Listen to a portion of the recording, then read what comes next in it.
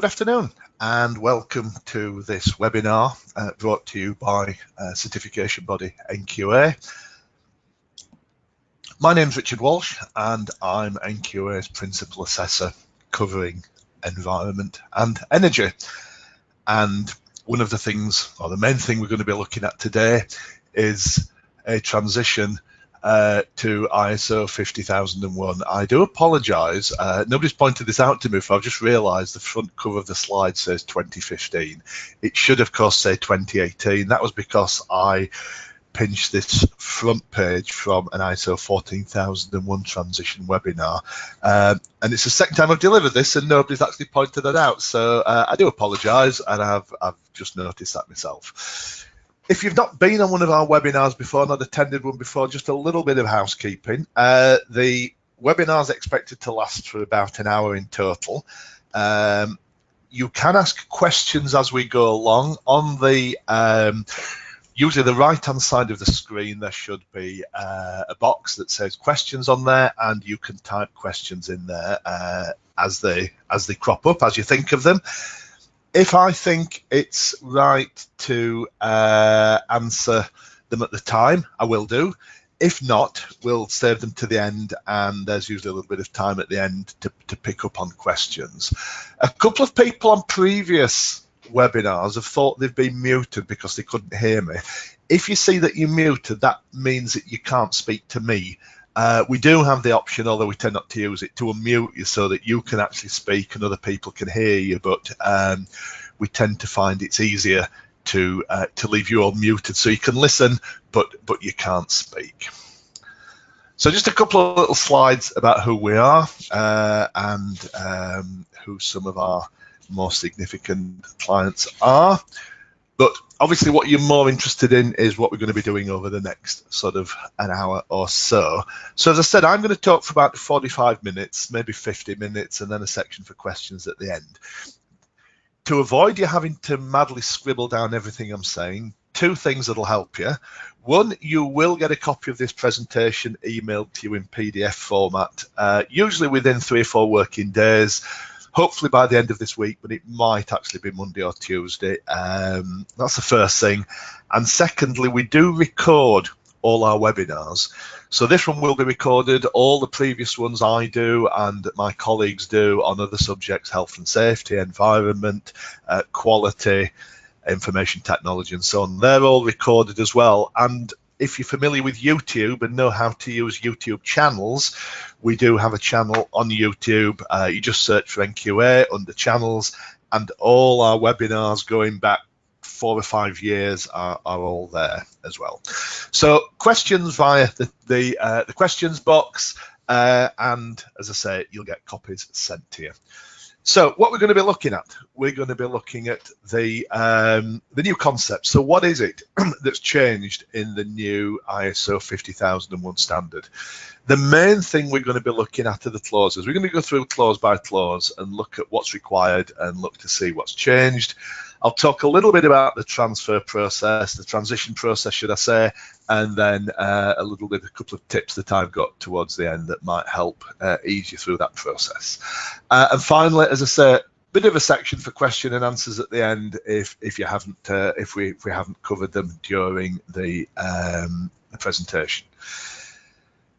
So we're going to be looking at some new terminology and some important definitions that have been introduced within the 50001 2018 standard, not 2015, 2018, as I said, not as the first slide said. We're going to look at the clauses themselves, look at the requirements, and also look at the evidence. Look at the evidence that we, as certification body, would wish to see when one of our assessors pops up to do the transition visit.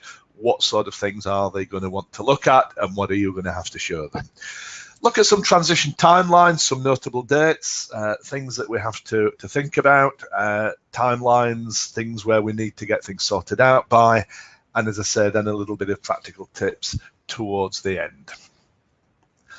There are some overarching concepts in this standard and also in all of the newly structured environmental and quality management standards. All of these standards do follow the same pattern they all follow the Annex SL format, and they all have a set of intended outcomes. And the intended outcomes within 50,001 are continual improvement in energy performance. We're going to look at that because there has been some issues around what that might mean. Fulfillment of compliance obligations and the achievement of energy objectives. So they're the main three outcomes that we're looking for, or the standards looking for, and that we're looking for you to evidence to us when we come in and carry out an audit. The standard also then looks at, as again do all of these new standards, the management of change. How does the standard manage change within your organisation? So that the focus, an increased focus between the previous standard, the 2011 standard, and the new 2018 standard. There's a focus on the planning process, how we utilise this system and any other systems that we might have, 14 or 9 or 45, to plan. To plan how we improve our energy performance, how we manage risk, because risk is also an issue that runs through the standard, risks and opportunities, and also the standard, as I said, because it follows this Annex SL format, this new structure, makes it a lot easier to integrate with other standards and maybe any other business processes that you might have. So where's the standard come from? Obviously, the standard that it's replacing, which is still a relevant standard at the moment, and a standard to which most people who are certified, in fact, I think probably all people, I'm not sure whether UCAS have actually reaccredited anybody to deliver certifications to the new standard yet. So the vast majority of people out there with 50,001 have the 2011 standard. That grew out of a British standard and a European standard, really, but it was a British standard, BS 16001, which came out in 2009. And as we tend to do in the UK, we tend to lead the way, and that was the world's first formal energy management system. That sort of grew out of a couple of other standards that were around in 2001 and 2005, but generally, the sort of format, this sort of format for an energy management standard has been around for round about 10 years now. So this is the development timeline for the new standard, for the 2018 standard, and these are the important things that you need to remember, and I'm going to point out to you. So obviously at the start, on the left-hand side of that grey arrow across your screen, the original standard was issued in 2011 and has been around for now, 8 years? We're now in 2019. A couple of years ago now, maybe 18 months ago, the new draft standard, a first version of this standard was issued, and it went through a couple of changes, some discussions, and on the 21st of August 2018, ISO 50001 2018 was formally issued. Now what that does, of course, is that starts a clock ticking, and that starts a clock ticking of a 3-year transition process. And what that does mean then, that at the end of the 20th of August 2021, at midnight on the 20th of August 2021, anybody who has not formally transitioned to the new standard, anybody who has not had a certification or recertification to the new standard, if you've still only got an old standard certificate, if you like, that certificate will expire. Anybody now who we maybe do a recertification, if I was to do a recertification today and issue a new certificate against the old standard, it wouldn't have a 3-year time period on it. It would have a date of the 20th of August 2021 as an expiry date. Obviously, it's a 3-year transition. It's exactly the same process as it was for 14,001 and for 9,001.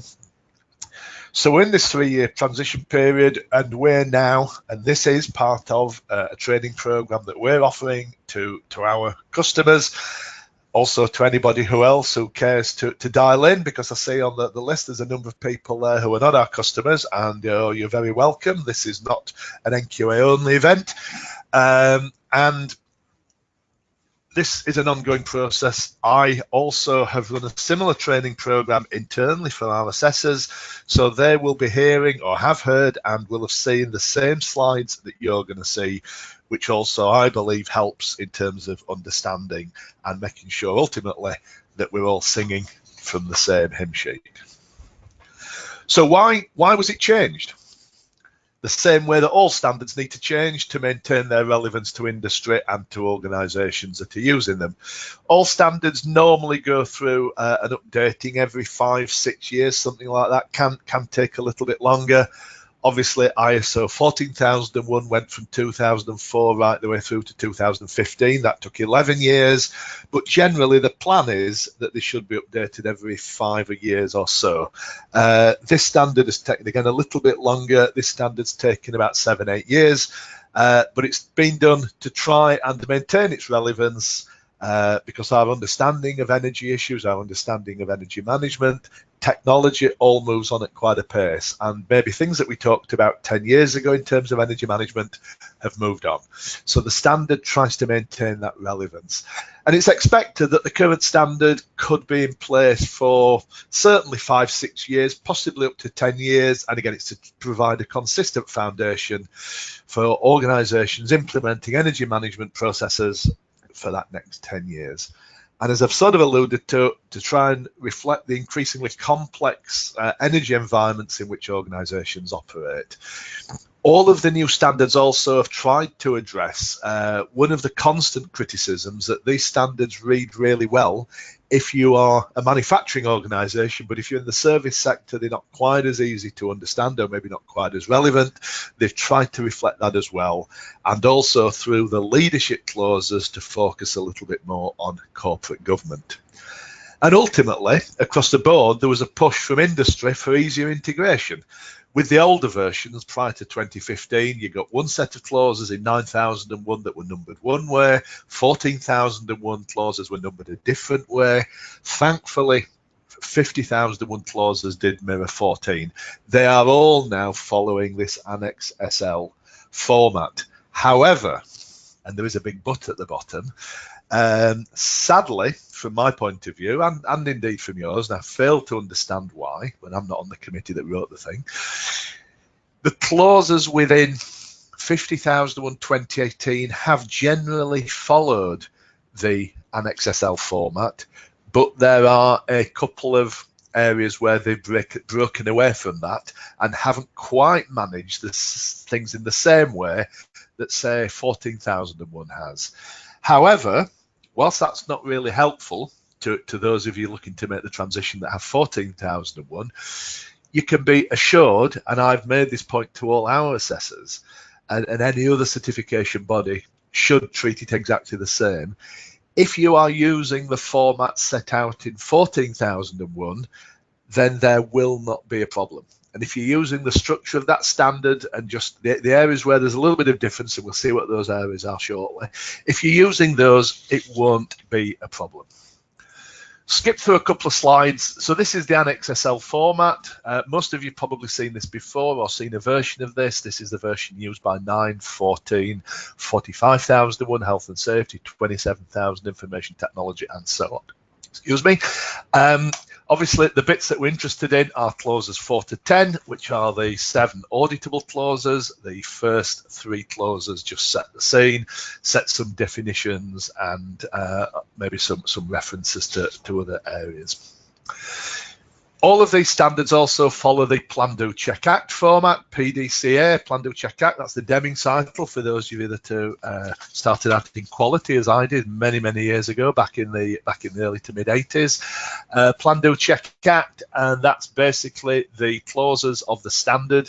I've now substituted in there under those 4 headings: Plan, Do, Check, Act, and that just shows you a little bit about how it's structured. I think that's actually, if I'm being honest, I'm not going to claim any credit. I think that's just lifted straight out of the standard. I tend to prefer to see things in a linear fashion. Maybe that's just my OCD, I'm not so sure. I tend to prefer to see things set out linear. So I've created one of these for each of the standards I tend to work in, which for me is predominantly 14 and 50. And if you've sat through one of my 14,001 training webinars, you'll recognise this. So this is how the system I prefer to visualize it, set out again, plan, do, check act with the 3 non-auditable clauses up at the left-hand side, top left, and then the plan, do, check act split into colours with blue, green, sort of I don't know, a salmon pink if you like, and a lilac-y colour, and then the sub-clauses set out underneath. And what we're going to be looking at, the meat of this presentation, is clauses 4 through to 10. Again, the HAS standard was designed to be easily integrated, and even allowing for the slight areas where they've drifted away from the set format, it still is an easily integrated system into those other areas: quality, environment, health and safety, and indeed energy management down at the bottom. So the 2 standards, 14,001 and 50,001, do complement each other. I know when I first saw, back in 2009 now, when I first saw that they'd produced an energy management standard, my first thought was, well, why do we need an energy management standard? Because surely if energy is one of your significant environmental aspects, then you're going to manage it quite well under 14,001. So why do we need a specific energy standard? Now, as you might expect, 50,001 purely focuses in on energy performance improvement, whereas 14,001 covers all significant aspects, impacts of an organisation. And both standards can be implemented together or individually.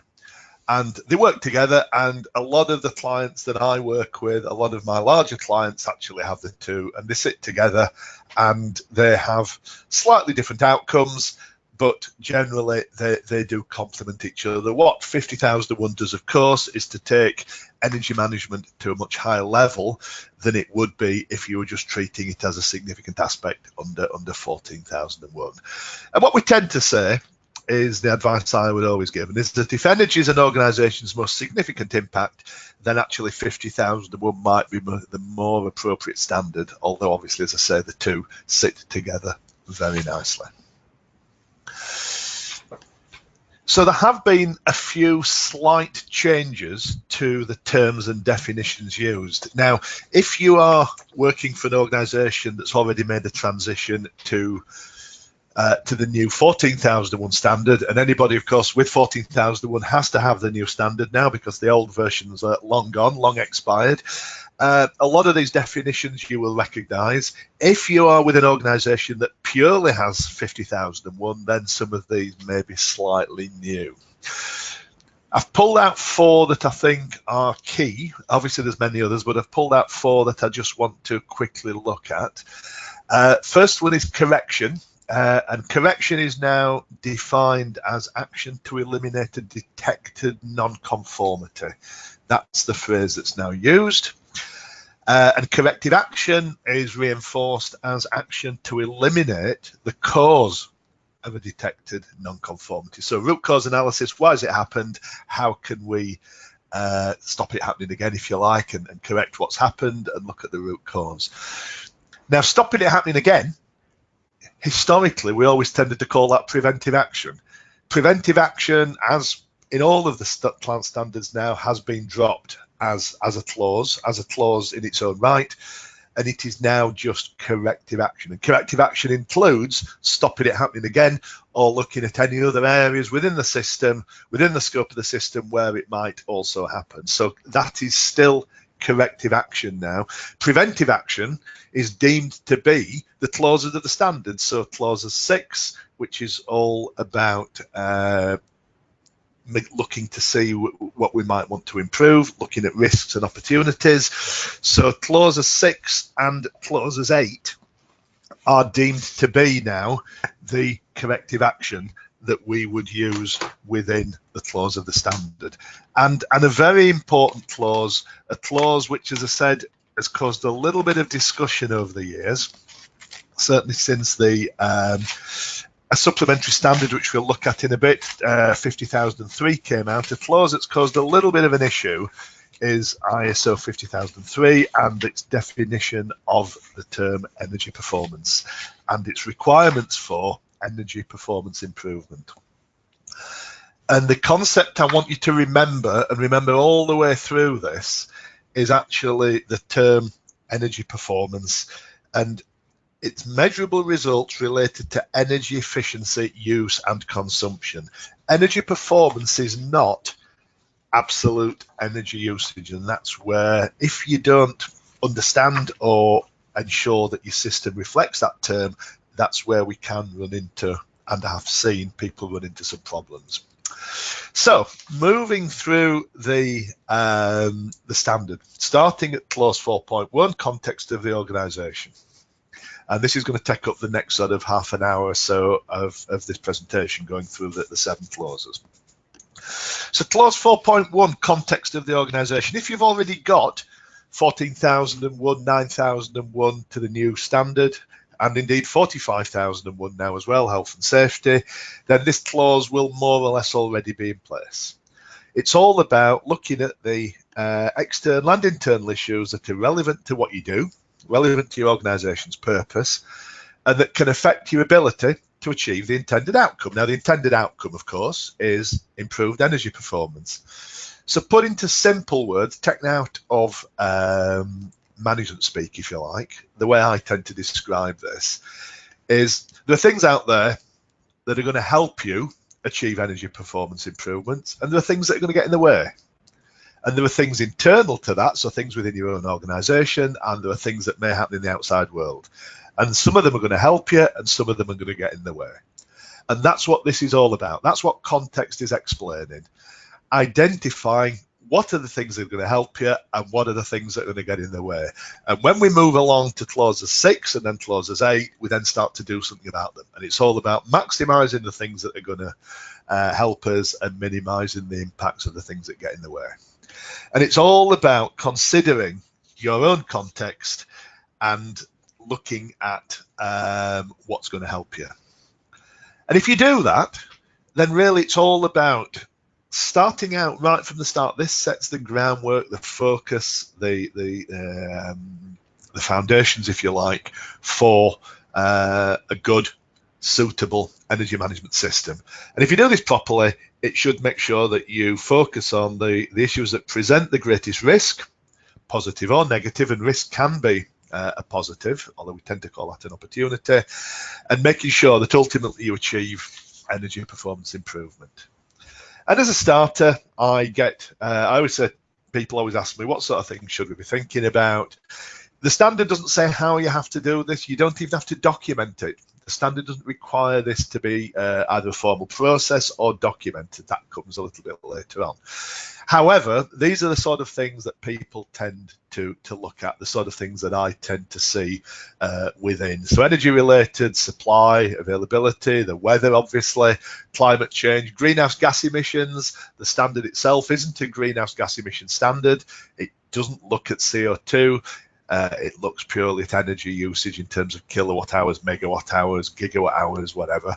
But energy related, external and internal. And ultimately the main issue, the main intent of the standard, this clause of the standard, is to provide a high level conceptual understanding. So it's the understanding that we're interested in of the issues that can positively or negatively affect the way in which energy responsibilities are measured and managed, rather. So that's where we're starting out, making sure that we understand what the issues are that can affect how our system might need to function. As well as looking at the things that might affect us, we need to know who might be interested in what we're doing. Who are the interested parties? And it's all about, the concept in this bit is all about understanding their needs or their expectations. What is it that people want from us? And obviously, who are those people and what do they want from us? Now, one of the key areas where this standard has drifted away from the Annex SL format crosses over into this. And what it's all about, in 14,001, there is a clause on the old standard called it legal and other requirements. The new standard calls it compliance obligations. That clause does not exist within 50,001. Why? I've no idea. You'd need to ask the people who wrote this thing. So legal requirements, compliance obligations, call them what you will, and you can call them anything you like. It's the concept that's the important thing, that you understand what the requirements are. That element, that requirement, comes under clause 4.2. So it all comes under the needs of interested parties. Now, obviously, it asks you to determine the relevant requirements of the relevant interested parties. So legal requirements, compliance obligations are one of the key ones you have to consider. Determine which ones you have to comply with. Now, clearly, much as we might like, if it's a legal requirement, we have to comply with it. We have no option. And that's what I say, as an absolute minimum, all relevant legal requirements must be included and reviewed. And we need to ensure that all requirements that are placed upon us are taken into account, and you can choose which of these that you must meet unless they happen to be legislative requirements. Again, if you've got 14,001, if you've set up a legal register, if you've done all of this under clause 613, I think it is, within 14,001, fine.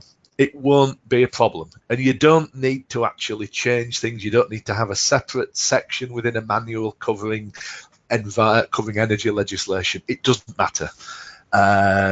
It's really only appropriate, or more appropriate, if you're working on a standalone 50,001 system. Skip over this pretty quickly. I think we know who interested parties might be. Fairly standard type of slide: employees, board members, customers, suppliers, contractors. You could argue anybody who has a legitimate interest in what we do as in terms of our energy management. Scope. The standard requires that obviously you set the scope. Scope tends to appear in two places. One, it's the wording that appears on your certificate. So if you're an NQA client, on your certificate, it will say ISO 50001 2011 at the moment for the following scope, and the scope will detail what it is that you're managing the energy related to. A couple of tweaks, one of which is a little bit more fundamental, and again has caused a little bit of discussion, and we'll look at that, and that's the third bullet point.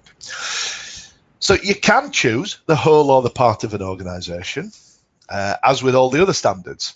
Now, one of the things that a lot of people use use 50,001 for is ESOS compliance, the Energy Saving Opportunity Scheme. And if you've got 50,001, then that generally ticks the box for ESOS compliance. And when you get to the compliance day, which I think is the 5th of December this year, 2019, for this second round of ESOS, the way you can comply is you just email a copy of your certificate to the Environment Agency, and that's job done. However, if your scope of certification for 50,001 doesn't cover all of the organisation, for ESOS compliance, it must cover 90% of your total energy usage, and that's allowable by the de minimis within the ESOS regulations. However, the bit that's causing a little bit more consternation is this next bullet point 3. The standard says that you must have the authority to control energy efficiency, energy use, and energy consumption within the scope of your system. I've already had a couple of clients who tend to work in premises that are fully leased.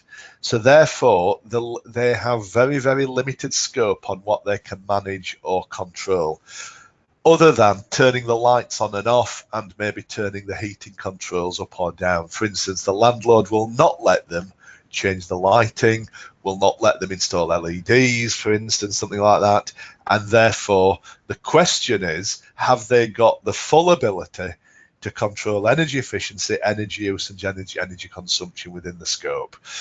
I would say probably yes, because they're turning things on and off, and they can turn temperatures up and down, and they can still control the energy usage. It's a little bit more awkward where you are maybe have an office that's in a serviced, fully serviced office block, maybe, where you have very little control, even in terms of lighting and things. But we'll tend to cover that on a case-by-case basis, and that's a discussion for you to have with your assessor next time they come in. Again, as with the other standards, the scope and boundaries have to be made available as documented information, and again, that scope is worded on your certificate. Finally, in this clause 4, the standard requires that you set up an energy management system. and that energy management system is required to be established, implemented, maintained, and continually improved. All of the new standards require that the management system itself undergoes continual improvement in order to achieve the intended outcomes. And we know what the intended outcomes are. And it's all about, particularly the bottom bullet point, making sure that the knowledge we gained in 4.1 and 4.2, which is context and needs of interested parties, including legislation in this standard, that actually we take that information, we take those positives and negatives, we take the risks, the opportunities, the things that are going to help us, things that are going to get in the way, and they form the underpinning, if you like, for our entire energy management system. Leadership and commitment. This is again a requirement of all Annex SL formats, and now aims to try and make sure that corporate governance is a little bit more built into the standard. And again, if you've got 1409 or the new 45001, again, you'll have all this ready nailed, I suspect. It's all about making sure that the management system, the energy management system, isn't managed in isolation. Is actually built into the core structure of the business and is, if you like, second nature to people within the organisation. It's about making sure that the energy management system is considered when strategic business decisions are made, and that energy doesn't become an afterthought. That the planning of change does include energy in this case, but also quality and environment and health and safety if you have any of the other standards. Making sure that it's aligned with business objectives, so therefore as our businesses hopefully plan to expand, that also the way we manage our energy and the way the system helps us manage that energy performance is also planned equally. It makes sure that the system benefits from an appropriate level of resources. Now, resources actually comes under clause 7.1. I tend to prefer to see it under leadership, because at the end of the day, it's the business leadership, the managing director, the board, they're the ones that provide the resources that make sure that we're adequately resourced. So I tend to just stick it in here, but generally it does come under clause 7. Make sure that this system receives the appropriate involvement from across the business, so it's everybody's responsibility. It's not just the energy manager's responsibility if you have an energy manager, and we'll look at that on the next slide, I think it is. Very, very important. Leadership is all about walking the walk, making sure that as managers, as senior managers within a business, our leaders are promoting continual improvement across the business, both in energy management and in the system itself. And making sure that our performance indicators, ENPIs, energy performance indicators, so all those are energy related key performance indicators, if you like, but ENPIs is the terminology that's used, and make sure that they appropriately represent energy performance. So there's a couple of bullet points in here that are slightly different that you might see in 9 or 14, but generally they are aiming at achieving the same thing. Again, top management defined as the person or group of people who direct and control an organisation at the highest level, and in a company-wide ENMS, energy management system, it's essentially the board. If it's only been adopted by a business unit, so let's say you are a manufacturing facility within a much larger group and you're the only part of that group that has 50,001, then actually the senior person on that site is the top manager, not somebody who might rest in head office 150 miles away down the road. The senior person within the defined scope of the system is deemed to be top management. And the new standard requires that top management take accountability for the effectiveness of the management system. So the buck stops on the desk of the person who is defined, or the group of people defined as top management. All systems, all standards require a policy. This is no different, and there has to be an energy policy that's appropriate to what you do, has to set and review energy objectives, commits to the availability of information and resources. So basically the policy is putting into practice the things that we saw on the previous slide. Has to commit to satisfy applicable legal requirements and other requirements. Important, very important, commits to continual improvement, not only of the management system, but of energy performance itself. There is a clause right at the end. The last clause we'll look at is continual improvement, but failing to continually improve your energy performance could result in a non-conformance, maybe against a policy because the policy commits to it, but also could be and would be a breach of clause 10.3, which is, sorry, 10.2, which is continual improvement. The policy has to be documented, available to interested parties, supports design and procurement for energy efficiency. We have to buy things that will help us achieve our energy improvements, energy performance improvements, so we have to consider their impact on that, and the policy has to be communicated both internally and externally. Roles, responsibilities, authorities, and as I said earlier, I pinch resources as well on this. So they have to be assigned, communicated across the organisation. Interestingly, the new standard has dropped the requirement for an energy manager. 50,001/2011, the 2011 standard, version of the standard, had a formal requirement for an energy manager and also set the criteria for the experience, knowledge and competence, if you like, of that energy manager. In common with all of the new Annex SL standards, that requirement has actually been dropped for a named energy manager. The standard now refers to a team, and an energy team is now the requirement. Now, a question on a previous webinar, could you have a team of one? I don't see why not. Depends on how that person works and how that person is resourced. But the standard now refers to energy management team.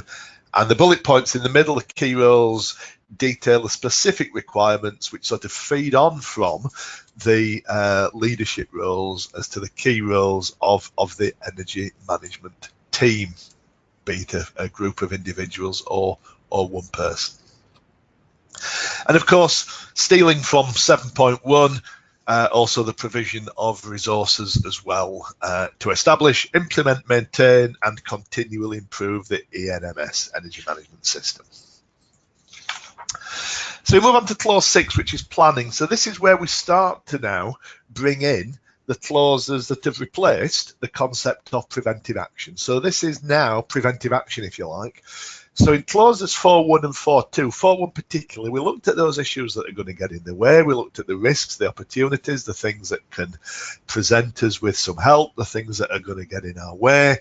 We're now starting to think about how are we going to minimize the negatives, maximize the positives to help us achieve our intended outcomes and ultimately achieve continual improvement. So we have to identify, we have to plan, how are we going to address these identified risks and opportunities? We need to think about how we're going to implement them, integrate them and implement them into our management system and our energy performance processes, and also, as we see later on, to make sure that we evaluate the effectiveness. So we have to set energy objectives, energy targets. Now, interestingly, again, another change here, 14,001 and 9,001 have dropped the term target. For some reason, 50,001 2018 has retained that term. So clause 6.2 is objectives, energy targets and planning to achieve them. Now, again, I have a lot of clients who've retained the term target in their 14,001 system. Not a problem. You can call things whatever you like. Why they've gone away from this set format followed by 9 and 14, I've no idea. But again, it doesn't really matter. What's important is that there are commitments made to make some improvements, whether you call them objectives, whether you call them plans, call them whatever you like, it doesn't really matter. Whatever you name them, they have to be consistent with your policy. They have to be measurable if they can. So we tend to be looking for numerically based targets. We need to consider SEUs. SEUs is another term that's cropped in now. It was in this previous standard, but its use has been raised a little bit. Significant energy uses. So these are the things that we have on site that use significant amounts of energy. We have to monitor them, we have to monitor these objectives, we have to communicate and document them, and they have to be updated as necessary, usually through the management review process. As with 14,001 and indeed 9,001 now, for each objective there then needs to be a plan. how are we going to achieve it? Who's going to have the responsibility? What are they going to do? When are they going to do it? What resources are they going to require? How are we going to evaluate our journey? How are we managing? How are we getting on with it? And ultimately, we have to ensure that these plans, these processes are integrated into our business activities. Now, energy review is one of the key areas within the standard. And an energy review is a little bit like going through the aspects and impacts review in 14,001. It's all about analysing our energy use and consumption. How are we using energy and where are we using it? What type of energy are we using? Is it electricity? Is it gas? Is it an oil-based fuel, for example? And then looking at what we've used in the past and what our current energy uses and consumption are. And based on this analysis, so in the same way that 14,001 requires us to identify significant aspects, so the things that we do in our business that have a significant impact on the environment, this asks us to look at the areas where we use most energy. So it might be a particular process. So for instance, if you're in, say, powder coating, which is a process of coating metals, the ovens used for powder coating use a phenomenal amount of energy. That would probably be on its own a significant energy use. It might be heating, it might be lighting, it might be compressed air, it could be all sorts of things, but there will be a number of SEUs. And for the significant energy uses, not for everything, just for the significant uses, you need to determine the relevant variables. So if you're looking at heating, for instance, as a use, maybe gas required for heating, what are the significant variables? Well, the variables are going to be the temperature. So what are the variables? What makes us use more of that particular energy within that energy usage? Is it production levels? Is it outside temperature? Is it number of people on site? It could be a whole host of different things.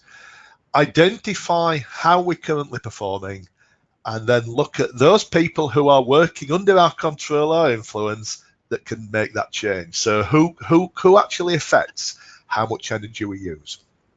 We then need to think about and prioritize opportunities for improving energy, and then a key one that's changed, estimate future energy use and energy consumption. This was previously a requirement of the old management review. It's now in the energy review. So we identify the review and we then document it. We have to document how we've done it. So we have to document the methods and the criteria used, and it's updated at defined intervals. So it's not just a standalone activity. If things change, just as we would update our aspects and impacts as things change, under 14,001 we do the same under 50,001.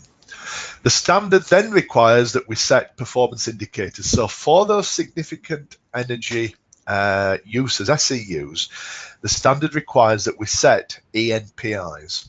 Now, ENPIs are performance indicators, so we're not measuring absolute usage. So an ENPI might be, for instance, amount of energy used per staff member, amount of energy used per £1,000 of sales, energy used per 1,000 widgets that we produce. It's all normalizing, if you like, the energy performance, our energy usage, and setting that energy use against a set criteria.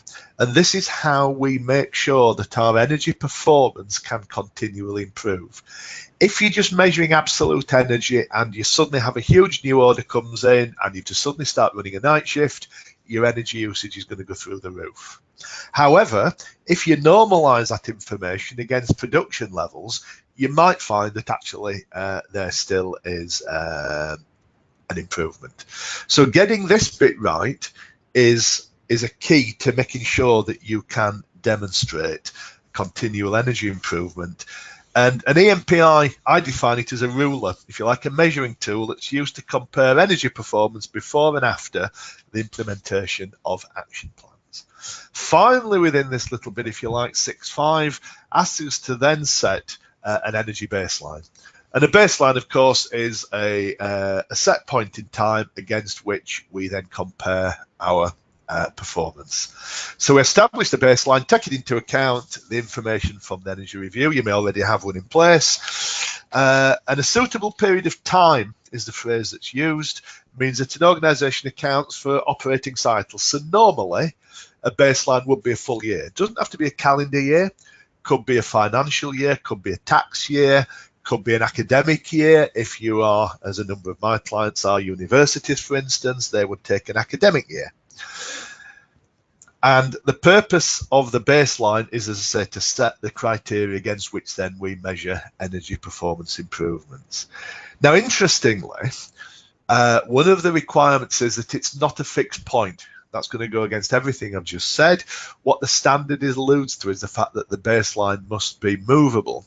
So therefore, if things change, the standard really says that you need to go back and change the baseline, not change the year, but change the figures that are in the baseline to show what your baseline would have looked like if things that are happening now were happening maybe 3 or 4 years ago. So if you build a new extension to your factory, what would our baseline have looked like if that factory had have been there in 2016, 2015, whatever the baseline year was? No questions yet, so I'm either bored you to tears or I'm answering every question you've got. We are a little bit behind time, so I'll give you a little bit of advance warning that we are going to run over by 5 or 10 minutes, and I apologise if that's the case, but as you'll probably gather, I like to talk. So that's energy baseline, and then planning for collection of energy data. Now, the standard is all about being proactive now, and planning to do something crops up a number of times. So this isn't all about 6.6, isn't about actually doing the measuring. It's saying that the things that we've now talked about, the KPIs, the ENPIs, performance indicators we've chosen about, we need to think at this point, how are we going to start to measure them? And if we think at this point that measuring might be a little bit difficult, we might then have to just come back and tweak them. So this is where we're starting to think about setting up some management plans for collection of energy data. What sort of data do we need to collect? How are we going to collect it? And at what frequency? And these are the sorts of things that we see in the table at the bottom that we might need to think about. What are the relevant variables? As we've said, do we need to not just measure the amount of energy we're using? Do we need to measure the weather? Do we need to measure production levels? Do we need to measure sales? Do we need to keep account of our staff? All of these we're doing, but do we need to bring those into our management structure, our measurement structure for 50,001? 7.2, I've missed 7.1 because we've sort of covered that under leadership. That's all about providing resources. Competency hasn't really changed, same as the old standard really, the 2011 clause. Identify what competency people need, make sure that people are competent on what they're doing, competent on the basis of education, training, or experience. And if they haven't got the competence we feel they're going to need, we need to make sure that we give them the ability to gain that competency, and also we then need to record what that competency is and also identify any gaps. Again, 7.3, awareness, very similar to the old standard. People doing work under your control, be that staff members, be that contractors, have to be aware of your policy, have to be aware of the commitments that you've made, and have to be aware how the work that they're doing can play their part and can affect your energy performance and what they can do to contribute to the effectiveness of your system. And importantly, that they need to be aware of the risks of not conforming to your requirements. If somebody's working on your site, under your control, they're working under your system, and they need to be aware of the consequences of not doing what you expect them to do. A communication process, again, this hasn't really changed, other than a little bit of more emphasis. The third bullet point, you now need to have a formal process that enables input and feedback on improvements to the system and to energy performance. So there needs to be a method by which members of staff, contractors, suppliers, maybe even customers sometimes, can feed in and help you with maybe ideas, thoughts, suggestions on how you can improve your own energy. So there needs to be this formal, structured sort of improvement gathering mechanism, if you like. Documented information, dead simple. Based on the 2011 version, you've got to have documents. You've got to have things in place that the standard requires. As with all of these standards now, it's up to you to decide on the level of procedures and manuals and system that you have. There are a number of clauses within the standard that do say documented information has to be required or is required. And the next slide, which a lot of people I know find very, very useful. The sad person that I am, I went through the standard when it was first published and pulled out all of the areas where the standard requires documented information. Now, it doesn't use the term documents and records. I've stuck with that because I think it focuses our minds a little bit better on the difference. The standard doesn't treat them any differently, but if you can take that table and prior to an assessment can tick every single one of those lines, forget the bottom line at the moment that says plus, but can tick every single one of those and there is documented information available either on a piece of paper or electronically held, then actually you'll be a long way towards achieving a successful certification.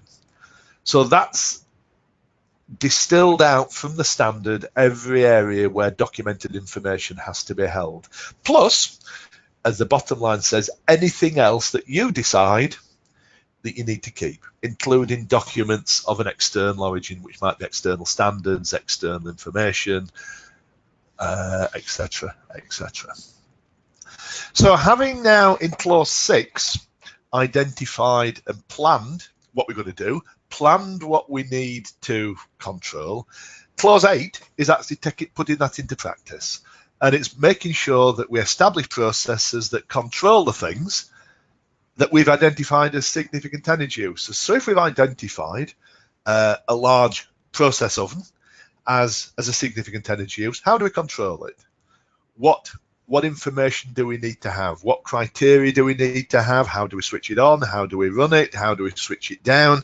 How do we manage it? How do we monitor its effectiveness, its process structure?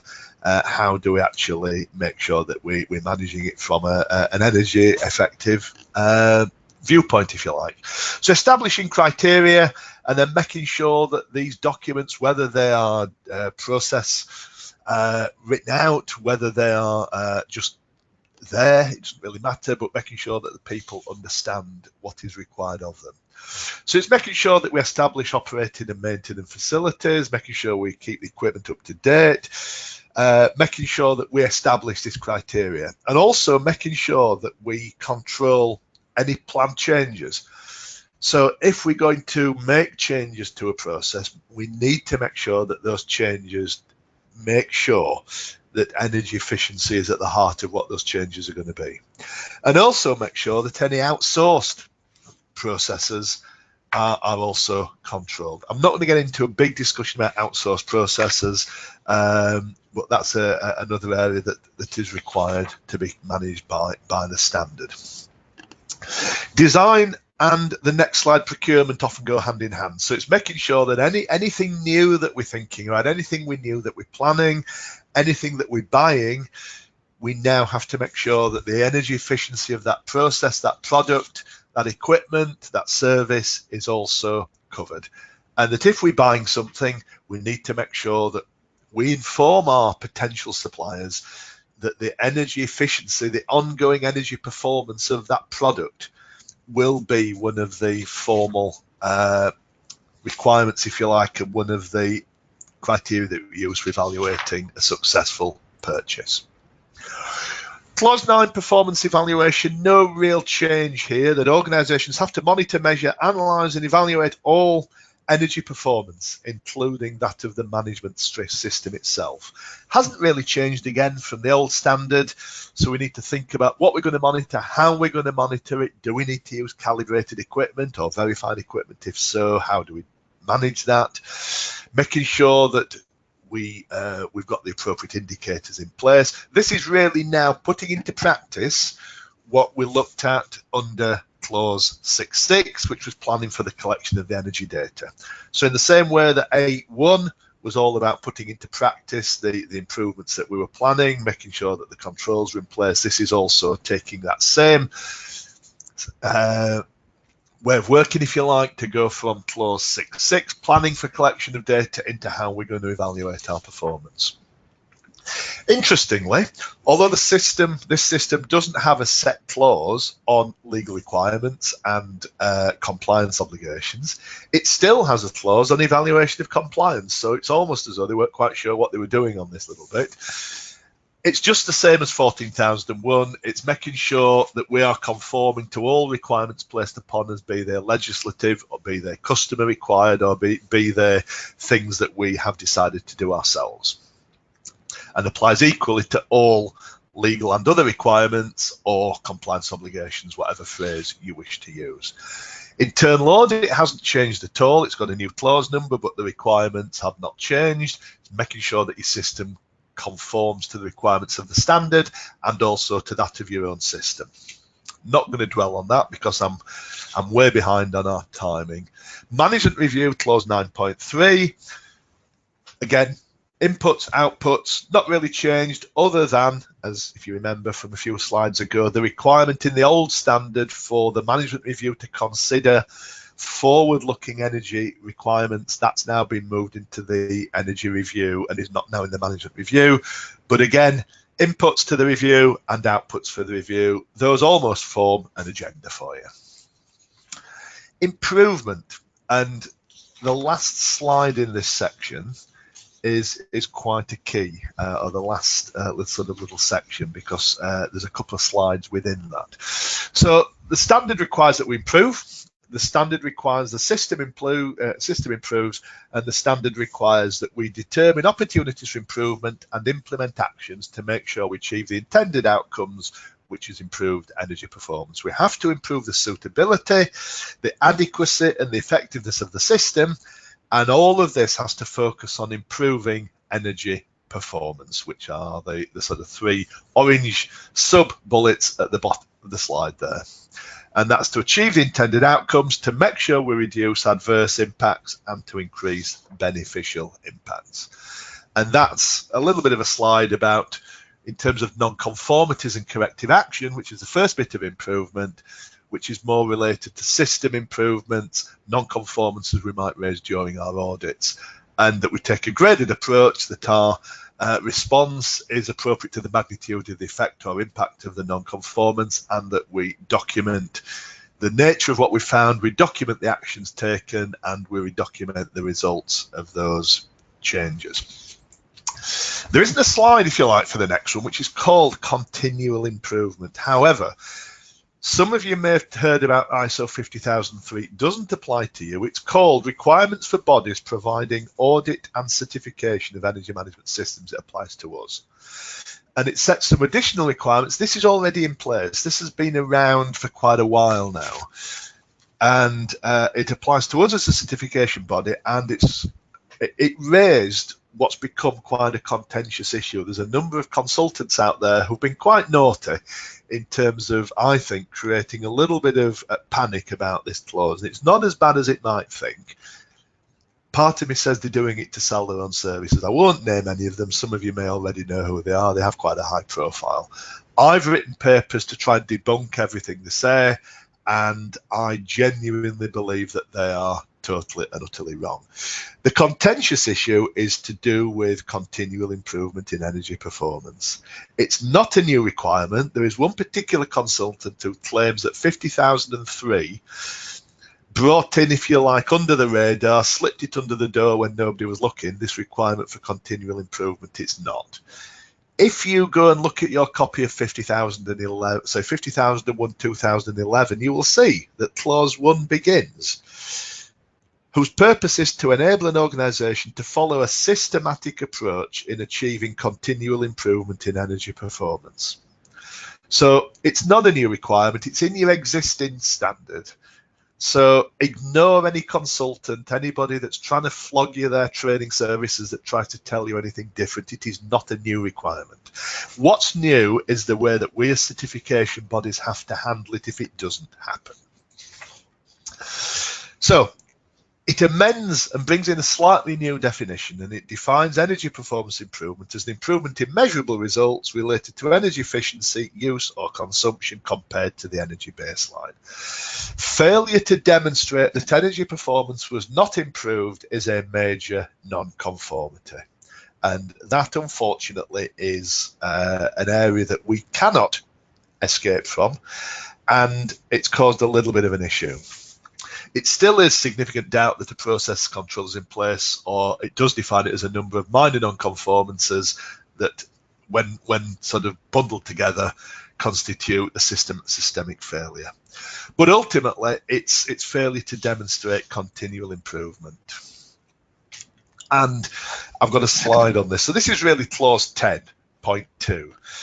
So energy performance improvement, sort of a unique requirement for an EMS in terms of having to formally demonstrate it. And we have to consider energy performance as part of the certification decision.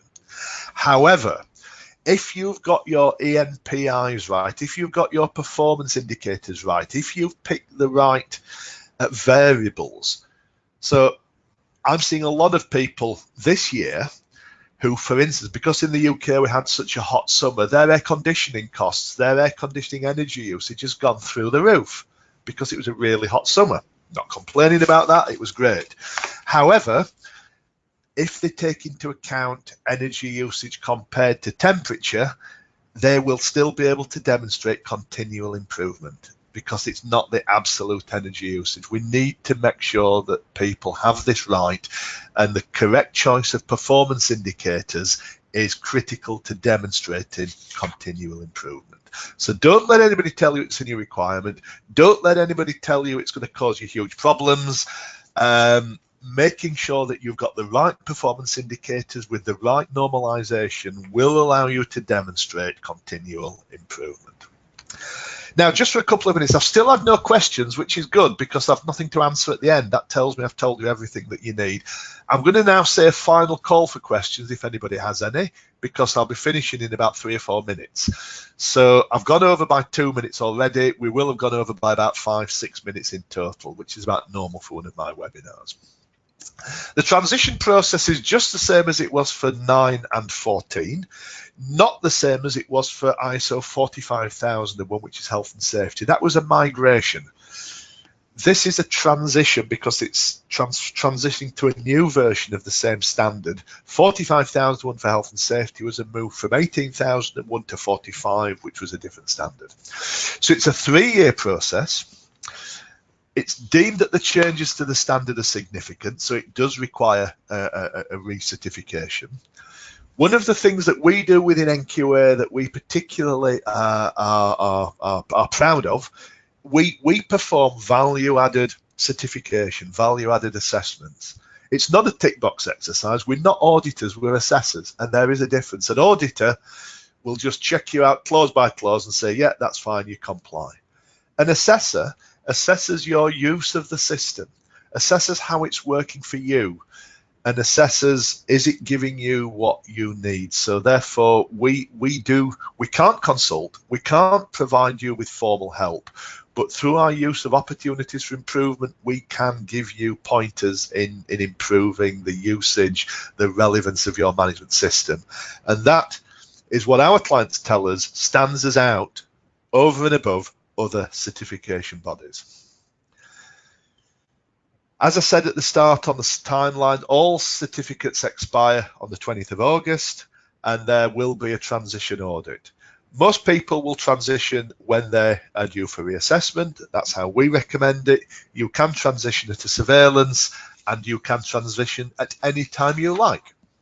We can also, and we do this, we've done this with 14,001. We had a number of people who asked us to go in and do a special visit to do a pre-assessment, to just have a look at where they were. It's not a formal audit. It just gives you, it's like taking your car for a pre-MOT test, if you like, or having it serviced before you have it MOT tested.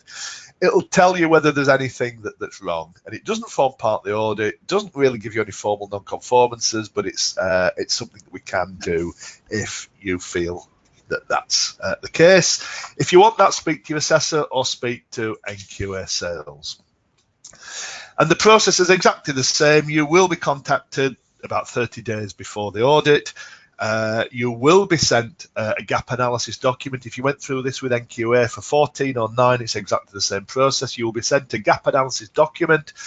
To be honest, we'll send them out long before that. As soon as we have had our formal UCAS accreditation visit, which is coming up in a couple of months' time, we will then be in a position to send this out anyway. So you'll be asked to complete that. It needs to be sent back. You need to have carried out an internal audit, and you need to have carried out a management review. So to summarise, we're now at 5 minutes over, keeping going.